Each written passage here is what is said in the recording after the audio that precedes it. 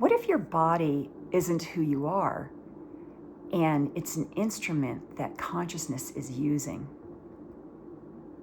If that's true, it changes how we think about health, our appearance, aging, and even when we suffer through our body.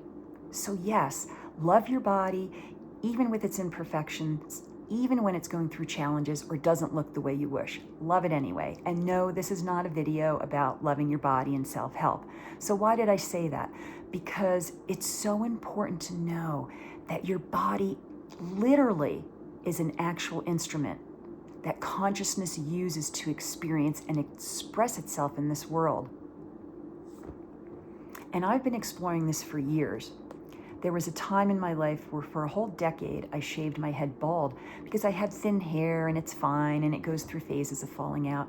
And I got really tired of focusing on that and trying to improve that with this or that and everyone telling me how they could help me. And when I shaved my head, it was so freeing. I stopped identifying with my body, and that which was inside me, my consciousness, started to express itself. And it was pretty vulnerable, I imagine, shaving my head bald, and people knew that. So what was really cool was the heart connections and the people that started to be a part of my life that also expressed their vulnerability back to me. It was just really an amazing, amazing experience.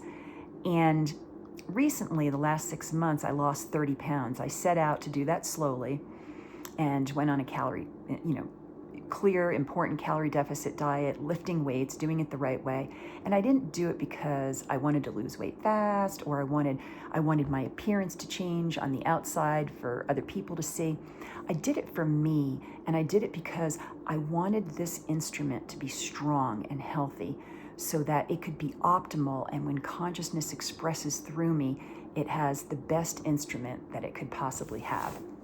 And that discipline that I've had these last 6 months, and I continue to have, man, it has given me so much structure that I don't have to focus so much on the issue of having had that weight anymore.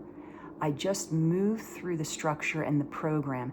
And what that does is it frees me up, just like when I shaved my head, it frees me up to focus on what's important and what matters in my life.